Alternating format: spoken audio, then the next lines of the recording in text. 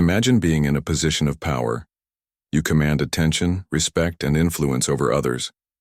People follow your lead, listen to your words, and adhere to your rules. But what truly sets the great leaders apart from the ordinary is their ability to balance respect and fear without crossing the line into hatred. Niccolò Machiavelli, the Italian Renaissance political philosopher, understood this delicate balance better than anyone. In his famous work, The Prince, Machiavelli outlined the principle that a ruler should strive to be respected and feared, but never hated. But what does this mean in the context of today's world, where power dynamics are more complex and interpersonal relationships hold immense weight? Is it possible to embody this Machiavellian ideal in a modern context without compromising your integrity? In this video, we'll explore how Machiavelli's concept of respect, fear, and hatred applies to modern leadership and personal relationships, and how you can wield these tools wisely to achieve success without alienating those around you. Machiavelli's philosophy revolves around the careful management of how others perceive you, especially when it comes to power. In The Prince, he famously wrote, "It is much safer to be feared than loved if one of the two has to be wanting." However, Machiavelli wasn't advocating for cruelty or tyranny. He understood that fear, when applied wisely, can serve as a powerful tool to maintain control and respect, but it must be carefully balanced. The first part of Machiavelli's advice is the importance of being respected. Respect is the foundation upon which all power should be built. Without respect, your position is weak and easily toppled. Machiavelli believed that a leader should always maintain dignity and integrity, ensuring that their decisions are respected by those around them. Whether it's in the workplace, in politics, or even within personal relationships, respect is the key to maintaining long-term influence. But respect alone is not enough. Machiavelli also emphasized the need for fear. Fear is not the same as hatred. There's a crucial difference. Fear creates an atmosphere where people are cautious, where they understand the consequences of overstepping boundaries or disobeying authority. This fear, according to Machiavelli, should not be based on cruelty but on the recognition of your power and the repercussions of challenging it. In the modern world, fear manifests in different ways. It could be the fear of losing your position, your job, or the respect of those around you. Fear could also arise from the consequences of not living up to certain standards. Leaders today use fear not through direct punishment or manipulation, but through setting clear boundaries and holding others accountable for their actions. The fear comes from the knowledge that breaking those boundaries has serious consequences. Take, for example, the leaders of major corporations, political figures, or even powerful influencers. They are respected for their accomplishments, their vision, and their ability to lead. But they are also feared because they know how to establish firm boundaries and make difficult decisions. Whether it's terminating a project that isn't working or making an unpopular decision for the greater good, these leaders maintain their power by ensuring that others understand the weight of their actions. However, while fear and respect are necessary, Machiavelli stressed that hatred should never enter the equation. This brings us to the second critical aspect of his philosophy. Machiavelli's teachings on power are centered around a deep understanding of human psychology and the complex dynamics that govern relationships between leaders and their followers. One of the most crucial elements of his philosophy is the balance between fear and respect, and how these two elements can be used to maintain authority. However, there is one powerful force that must always be avoided: hatred. Machiavelli recognized that while fear and respect can be tools of control, hatred is dangerous and corrosive to any form of power. Once a leader becomes hated, the foundation of their authority is quickly eroded. Hatred is not just the opposite of respect, it is the antithesis of power. When people hate you, they no longer fear or respect you. Instead, they desire your downfall. Hatred fuels rebellion, disobedience, and opposition. And unlike fear, which can be a controlled emotion, hatred grows uncontrollably, leading to the destruction of the leader's position. To understand why hatred is so destructive, it's essential to look at how it differs from fear. Fear is a response to the consequences of actions. When people fear you, they are aware of the consequences of challenging your authority, which compels them to comply with your will. Fear can be managed and strategically applied. It can even be tempered by respect if used wisely. However, hatred is born from emotion and personal grievances. People who hate you are not motivated by a desire for self-preservation or respect, but by a deep-seated need to bring you down. Hatred blinds them to reason and turns them into unpredictable enemies.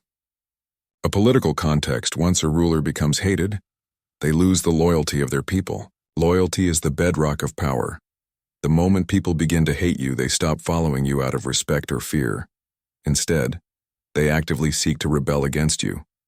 Even the slightest misstep will be magnified, as hatred distorts people's judgment and fuels a desire for retribution. History is filled with examples of rulers whose downfall came not from a lack of fear, but from the overwhelming hatred they inspired. For instance, consider the reign of King Louis XVI of France. His inability to address the social and economic issues of the time, along with his perceived indifference to the suffering of the common people, turned what could have been discontent into outright hatred. The French Revolution, which led to the execution of Louis XVI, was fueled by this intense hatred. The people no longer feared him or respected him. They saw him as the symbol of everything wrong with the monarchy and actively sought to overthrow him. In the corporate world, the effects of being hated are just as destructive, though they may be more subtle. A CEO or leader who is hated by their employees loses their ability to motivate and lead effectively. Employees who despise their boss will not work to their full potential. They may undermine the leader's decisions or sabotage projects out of spite. Hatred destroys morale, and without morale, productivity plummets. The leader may still have authority, but without respect or trust, that authority becomes hollow and ineffective. The most dangerous aspect of hatred is its ability to spread. Once someone begins to hate you, their feelings can influence others, leading to a domino effect. Hatred in a small group can quickly become widespread, especially in today's interconnected world. In social circles, workplaces, or political landscapes, people who dislike you often encourage others to adopt their views, thus amplifying the negative sentiment. This can create a snowball effect, where the hatred grows exponentially, leaving you isolated and vulnerable. Furthermore, when people hate you, they no longer look at your actions with impartiality. Even when you make decisions that are in the best interest of the group, they are often perceived as self-serving or malicious. This is because hatred distorts the way people view you. Your actions are no longer seen as logical decisions, but as a reflection of your supposed malice. This makes it almost impossible to regain trust once hatred has taken hold. Machiavelli's advice is clear: avoid hatred at all costs. While fear may be necessary to maintain order and compliance, it must not evolve into cruelty.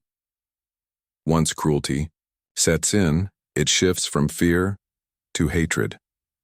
The moment you become cruel, you not only destroy your respect, but also invite animosity. The difference between fear and hatred is that fear can be rationalized, while hatred is driven by emotion and personal grievance. One of the most significant mistakes a ruler can make, according to Machiavelli, is to confuse fear with hatred. Fear should always be measured. It should be instilled in a way that respects the boundaries of justice and fairness. When a ruler becomes excessively cruel, it generates hatred, which ultimately leads to the breakdown of their power. A wise leader knows how to strike the balance between being firm enough to be respected and being compassionate enough to avoid provoking hatred. In the modern world, the stakes of hatred are even higher. With the rise of social media, public opinion can turn on a leader or public figure almost instantly. A single mistake or controversial statement can snowball into widespread hatred, fueled by online mobs and viral content. In this digital age, the consequences of being hated can be swift and irreversible. A leader's reputation can be destroyed within hours, and regaining public trust is a long and arduous process. Ultimately, Machiavelli's warning against hatred is not just about maintaining power. It's about understanding human nature. Fear, when used wisely, ensures respect and compliance. Hatred, on the other hand, destroys everything it touches. A leader who is feared but not hated commands loyalty and authority. A leader who is respected but not feared wins the admiration of those around them.